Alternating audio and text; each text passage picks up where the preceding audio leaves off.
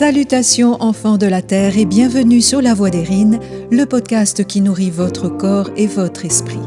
Je suis Erin, créatrice de la marque Tenso et des baumes sonores, et dans ce podcast, j'éclaire les multiples facettes du processus de transformation intérieure à travers la lecture d'articles que vous pouvez retrouver sur le site Tenso.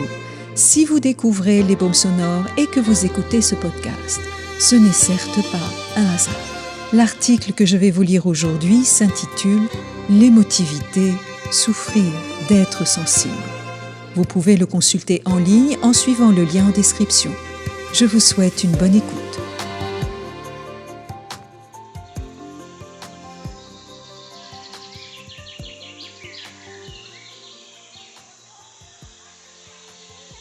Le monde du vivant est par nature un monde sensible.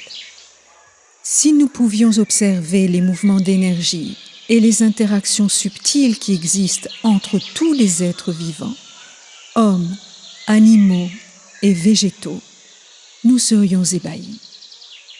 Au cœur du monde sensible, l'homme occupe une place à part.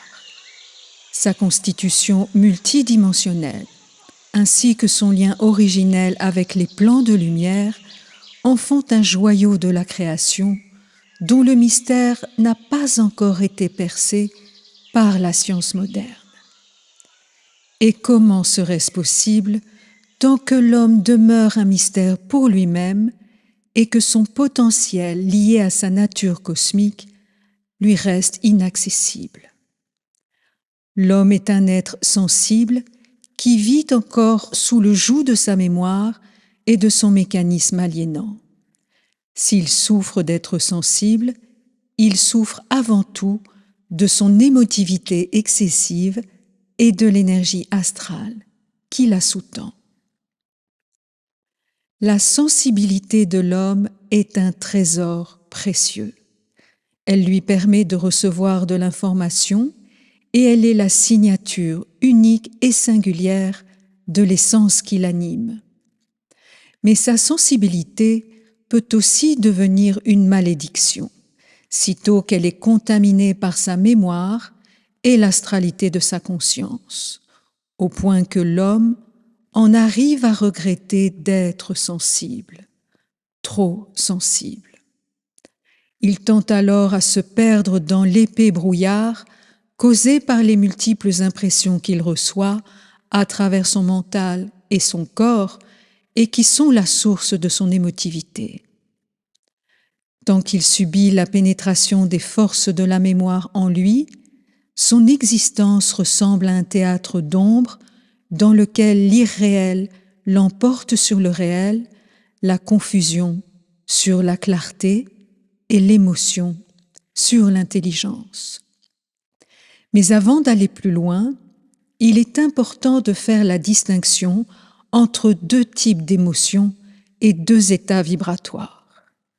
Le premier est engendré par la lumière, le second par la mémoire. Imaginez que vous vous teniez face à un paysage de montagne dont les sommets enneigés brillent sous la lumière du matin, ou bien que vous contempliez un splendide coucher de soleil et ses traînées d'or dans le ciel. Si rien ne vient troubler la paix de ce moment et que votre activité mentale se suspend suffisamment longtemps, la beauté dont vous êtes le témoin provoquera en vous un état de paix intérieure que l'on pourrait appeler état de grâce. Votre cœur s'ouvre, votre vibration s'élève et vos corps subtils s'expansent. L'émotion ressentie alors ne repose pas sur une mémoire, mais sur une présence totale au présent et à vous-même dans ces conditions particulières. Totalement présente à vous-même, vous l'êtes également dans votre corps. Dans le cas contraire, vous ne pourriez pas vivre cet état de grâce. Nous allons ici nous intéresser plus particulièrement au second type d'émotion, qui, lui, est engendré par la mémoire, c'est-à-dire l'émotion lourde, fortement astralisée et qui est responsable de l'émotivité. Qu'il s'agisse de la peur ou de l'angoisse, de la tristesse ou de la culpabilité, l'émotion lourde est irréelle dans sa cause, mais réelle dans ses effets. Irréelle dans sa cause signifie qu'elle ne correspond pas à la réalité de la situation que vous vivez. Son intensité est également disproportionnée par rapport à celle-ci. Imaginez que vous vous promeniez seul dans une rue déserte et que soudain vous ressentiez la peur d'être agressé. Cette émotion est irréelle car elle ne correspond pas à la réalité de la situation. Vous vous trouvez certes dans une rue déserte, mais jusqu'à preuve du contraire, vous n'êtes pas en danger de mort et il n'y a pas lieu de vous inquiéter. Cependant, les effets de la peur sur votre corps et votre état d'être sont, eux, bien réels.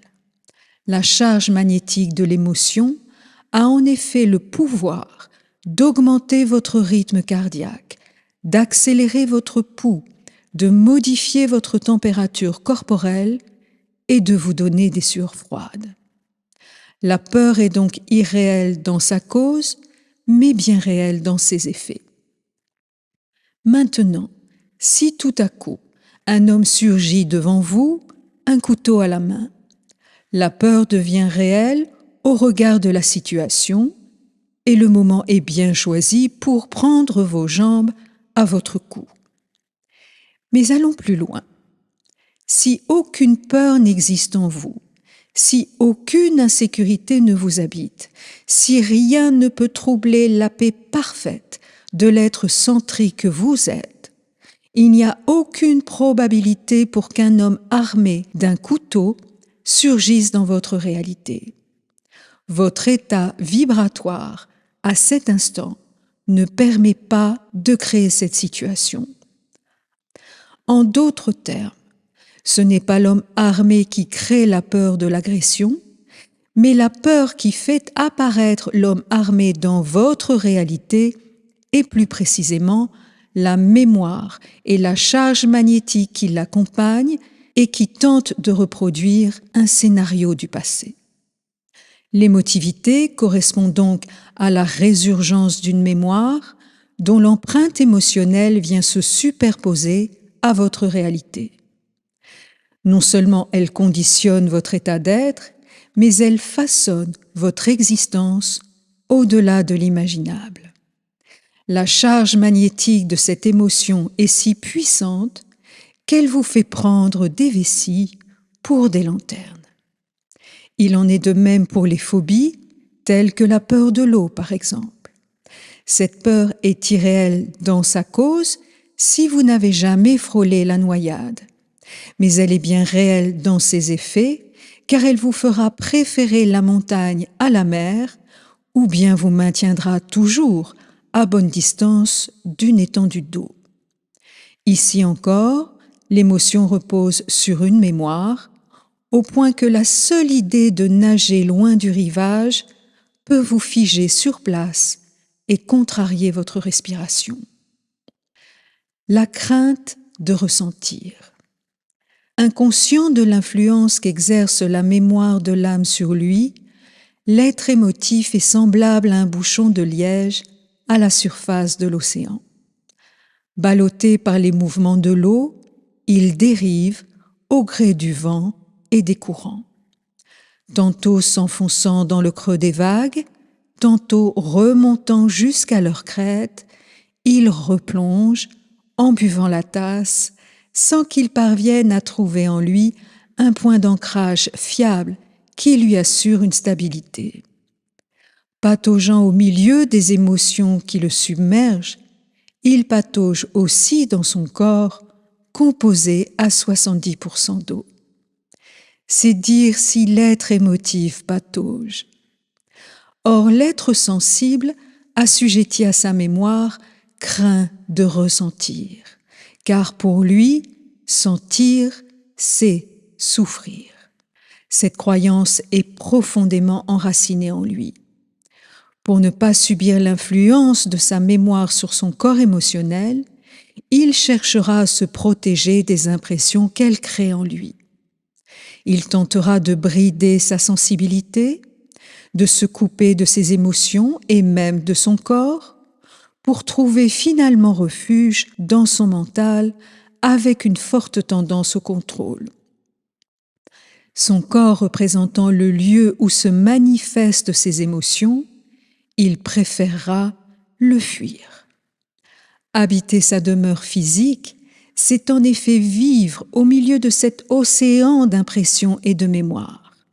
Cela suppose également de ressentir tout ce qu'il s'y passe et de recontacter par la même occasion les charges qui sont imprimées en lui. Or, éviter la souffrance ne la supprime pas, et refuser d'habiter sa demeure crée une souffrance plus grande encore. Comment assécher l'émotivité avec les baumes sonores?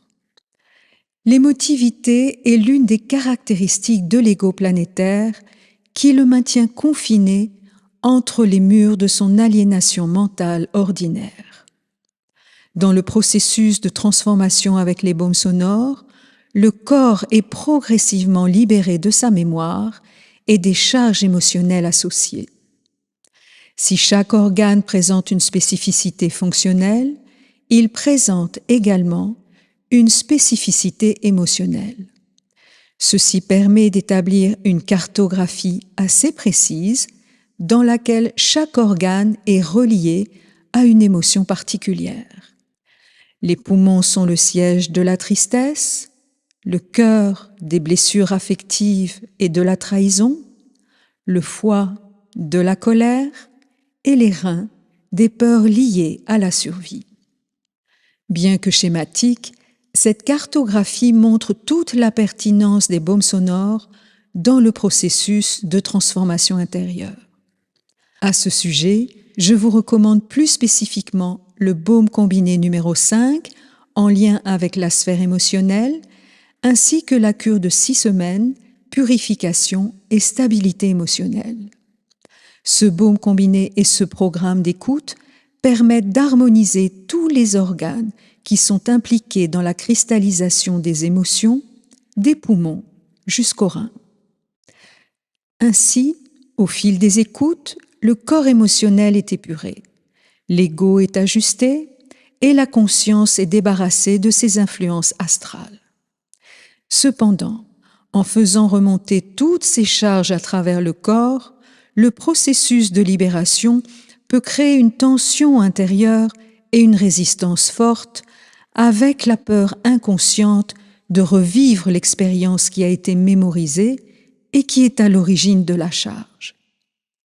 Là encore, l'émotion est irréelle dans sa cause, mais bien réelle dans ses effets. Elle doit être traversée et dépassée avec la conscience que ce processus est parfaitement intelligent et totalement sécure.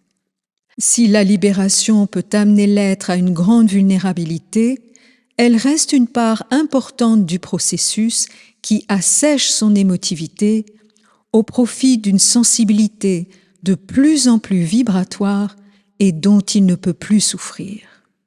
Cette étape de dépouillement constitue également l'antichambre qui le mène à son identité réelle, enfouie sous cet amoncellement d'émotions et de mémoires. Cependant, le fait d'assécher l'émotivité ne transforme pas l'être sensible en un être insensible, froid comme le marbre.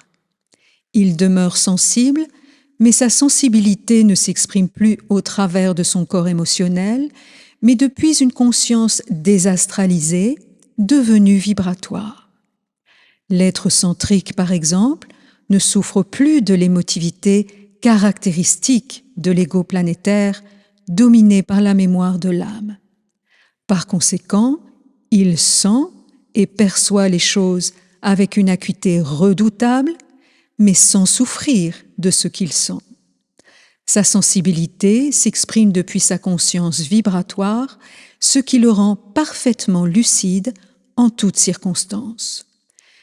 Si, par exemple, sur son écran de télévision, défilent des images d'enfants affamés dans le tiers-monde, Il peut éprouver de l'empathie, mais sans toutefois subir les interférences astrales qui l'empoisonnaient dans le passé.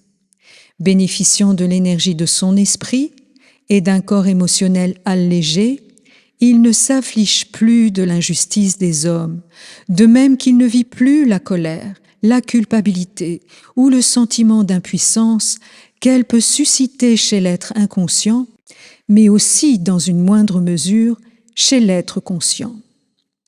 L'être centrique ne donne pas non plus son énergie, et encore moins son argent, à une ONG obscure dont il ne sait rien et qui manipule son auditoire en jouant constamment la carte de l'émotion lourde.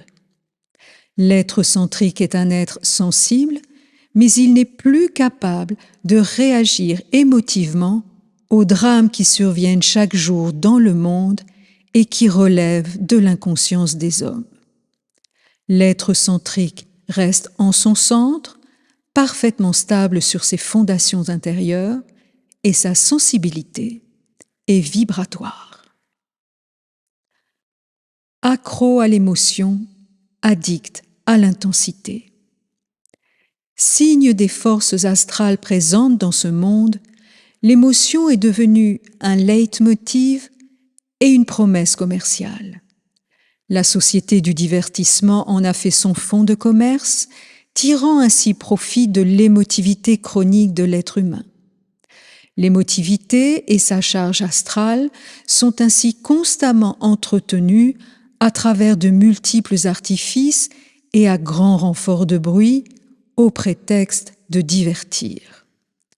Or, il s'agit moins de divertir que de faire diversion, en captant l'attention et l'énergie de l'être émotif, tout en le projetant constamment à l'extérieur de lui-même. Or, l'être émotif est un être insécure, facilement impressionnable et manipulable. Il devient hystérique devant son idole pop, il est tétanisé devant son écran géant et il est surexcité dans un stade bondé. Sensible à l'excès, l'être émotif n'est pas capable de poser ses propres limites ni de s'opposer aux forces astrales qui le manipulent. Son mental est agité, la présence n'est pas ancrée dans le corps et la demeure physique est un territoire laissé en jachère, ouvert aux quatre vents et à l'envahissement astral. Dans ces conditions, il lui est difficile de revenir à lui et de rentrer à la maison. Vous l'aurez compris, le maître n'est pas dans sa demeure. L'être spiritualisé peut se montrer lui aussi gourmand en émotions fortes. En quête de transcendance, en quête de lui-même, il parcourt le monde à la recherche de sensations fortes et d'expériences toujours plus intenses et toujours plus transcendantes. Or, l'intensité de l'expérience, fût-elle spirituelle, n'a jamais été le signe de sa profondeur. Observez la passion amoureuse. L'intensité de la relation est-elle le signe de la profondeur des sentiments? Assurément, non. L'intensité de la relation témoigne juste de la présence d'une énergie astrale puissante qui excite sans relâche le corps de désir des deux amants tout en créant une dépendance à son intensité. Ce phénomène n'est pas le signe de la profondeur des sentiments, mais de la puissance de l'énergie astrale qui la sous-tend. L'intensité n'est pas la profondeur. De la même manière, comme bon nombre de divertissements, nombreuses sont les expériences spirituelles qui reposent sur cette énergie astrale. Elles ne font qu'engendrer des êtres émotionnellement dépendants qui ont régulièrement besoin de leur dose d'émotions fortes pour donner une valeur à leur existence et se donner l'impression d'être vivant. Peut-on parler d'intelligence émotionnelle? Si l'on considère que l'émotion repose avant tout sur une mémoire, Elle est par conséquent le produit de la conscience expérimentale de l'homme et du mécanisme répétitif et passablement aliénant de l'âme. Quant à l'intelligence, qui n'est pas l'intellect, celle-ci est le produit du contact établi entre l'ego et l'esprit. Elle correspond donc à la descente de la lumière dans l'homme. Pour ces raisons, l'intelligence émotionnelle est une construction mentale créée pour satisfaire les besoins psychologiques de l'ego planétaire en prise avec son insécurité existentielle. Cette forme mentale n'existe que dans l'esprit de ceux qui la diffusent et en font la promotion. On peut d'ailleurs voir dans la juxtaposition de ces deux termes, intelligence et émotionnelle, la tentative un peu simpliste de concilier la rationalité de l'intellect avec l'irrationalité des émotions. Or, l'intelligence ne peut pas être émotionnelle. Si l'intelligence était émotionnelle, elle cesserait instantanément d'être intelligente. Retenez que l'émotion relève de la mémoire et du plan astral, tandis que l'intelligence relève de l'esprit et des plans de lumière. Vous pouvez par ailleurs observer que chaque fois que vous êtes submergé par une émotion lourde, telle que la peur, l'angoisse ou la culpabilité, son intensité est disproportionnée par rapport à la situation que vous vivez. Vous êtes donc à cet instant englobé par une vague d'énergie astrale qui brouille votre mental et vous fait perdre tous vos moyens. Elle vous prive de votre intelligence et de votre lucidité, et elle vous empêche d'agir de manière parfaitement intelligente et créative dans cette situation. L'émotivité est un puissant perturbateur endocrinien qui empoisonne votre vie et déséquilibre votre corps vital, avec des conséquences réelles sur votre santé physique, mais aussi mentale. L'émotivité est le premier symptôme de la manipulation astrale qui sévit dans le mental de l'homme, tant que celui-ci ne s'est pas affranchi de la domination de sa mémoire. La sensibilité, un trésor précieux. L'homme est un être de lumière qui ignore tout de la lumière qui est en lui. Lié à son organisation multidimensionnelle unique, sa sensibilité est un trésor précieux dont il sous-estime la valeur réelle et un canal qui le relie au plan de lumière. Cependant, la sensibilité de l'homme se transforme en émotivité lorsqu'elle est adossée à sa conscience expérimentale et infectée par les forces astrales en lui. Elle ne représente plus un trésor ou une richesse pour lui, mais plutôt un fardeau dont il supporte la charge astrale qui s'enracine dans le monde de la mémoire et qui parasite son existence. Tant que l'homme ne s'est pas affranchi de sa mémoire, il continue de souffrir d'être sensible et son émotivité l'empêche de traiter de manière centrique avec les événements et les différents plans de sa vie. Or, tout comme l'intelligence, la sensibilité est la marque de tout être évolué. Plus l'être est évolué, plus il est sensible. Ainsi, au cours du processus évolutif, au fur et à mesure que s'établit le contact avec l'esprit et les plans de lumière dont il est issu, la sensibilité de l'homme est amenée à se raffiner, à se perfectionner, pour devenir de plus en plus subtil et sophistiqué. Débarrassé de son émotivité et de l'astralité de sa conscience, l'homme peut être en paix avec lui-même. Sensible parmi les êtres sensibles, unique et singulier en essence, l'homme peut enfin retrouver son lien originel avec la lumière, sa lumière, et bénéficier de la réouverture des canaux universels en lui.